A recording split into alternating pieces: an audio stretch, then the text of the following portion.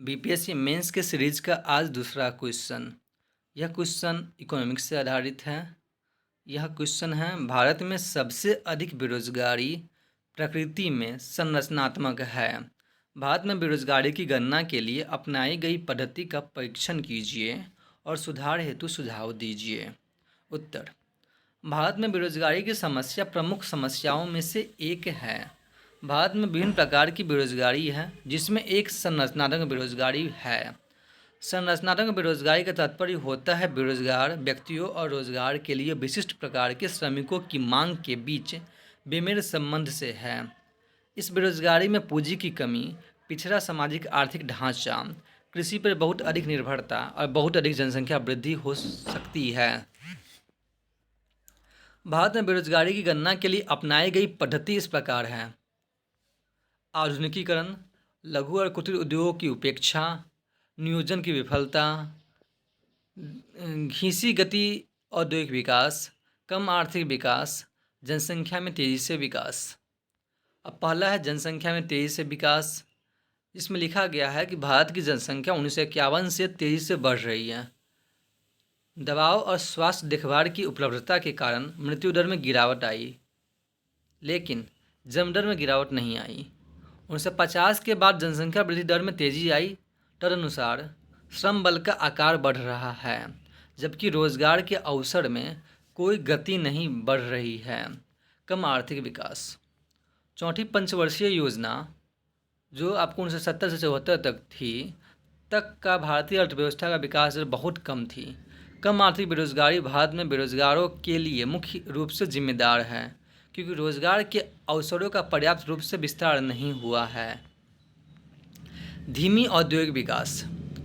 औद्योगिक विवाद, हड़ताल, तालाबंदी, औद्योगिक बीमारी आदि जैसे कई समस्याओं के कारण भारत में औद्योगिक विकास दर बहुत धीमी रही है। इन समस्याओं ने शहरी बेरोजगारी को बढ़ा दिया है। लघु और कुटीर उद्योग की उपेक्षा। लघु और कुटीर उद्योग श्रम प्रधान हैं, लेकिन ये उद्योग भारत में पर्याप्त रूप से विकसित नहीं हो सके। इन उद्योगों के लिए तकनीकी उन्नयन और विपणन एक बड़ी समस्या बन गई है। अगर आपको इस क्वेश्चन का आंसर लिखना है ना, तो सबसे अच्छा सोर्स क्लास 9 और 10 का एनसीईआरटी है, स्पेशली क्लास 10 का एनसीईआरटी, जिसमें इसको बहुत अच्छा तरह से डिस्क्राइब किया गया है। आधुनिकीकरण। आधुनिक समय में अनेक उद्योगों ने पूंजी प्रधान आधुनिक तकनीकों को अपनाया है। इसके कारण बेरोजगारी बढ़ गई, क्योंकि मशीन ने मजदूरों की जगह ले ली है। भारत में बेरोजगारी के सुधार हेतु सुझाव।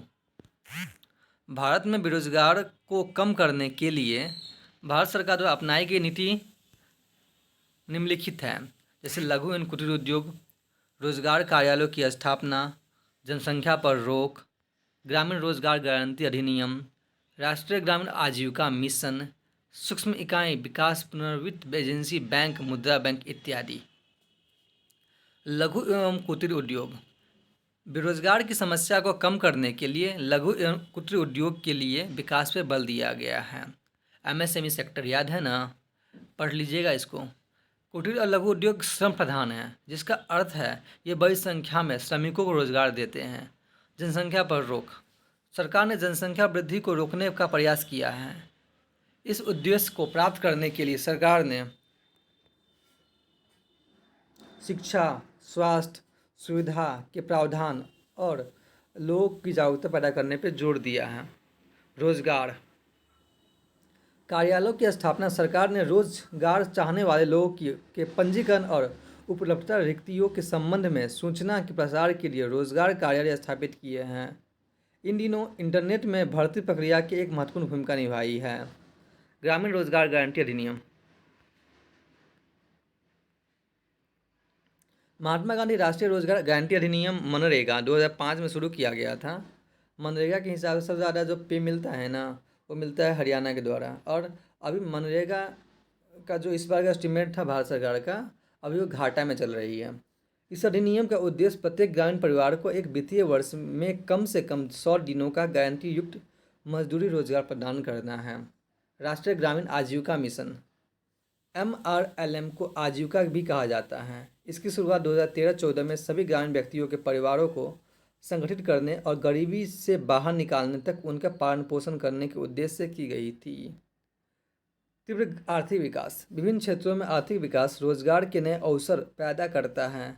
सरकार विभिन्न क्षेत्रों का विकास कर विकास की गति को तेज करने का प्रयास कर रही है ताकि रोजगार के नए अवसर पैदा हो सके। निष्कर्ष। बेरोजगारी किसी अर्थव्यवस्था के लिए एक गंभीर समस्या है। बेरोजगारी मौसमी, चिरकालिक, प्रच्छन्न या संरचनात्मक हो सकती है। बेरोजगारी ग्रामीण और शहरी दोनों क्षेत्रों में देखी जाती है। PLFS के आंकड़ों के अनुसार भारत में 15 वर्ष और उससे अधिक आयु वर्ग के बेरोजगार दर वर्तमान साप्ताहिक स्थिति के अनुसार 2019-20 से 8.8% और सामान्य स्थिति के अनुसार 40.8% थी, नहीं 4.8% थी। परिवार और अर्थव्यवस्था के लिए बेरोजगारी बहुत बड़ी समस्या है। ये अच्छा लिखा है। ऐसे ही प्रैक्टिस करते रहिए। जय हिंद, जय भारत।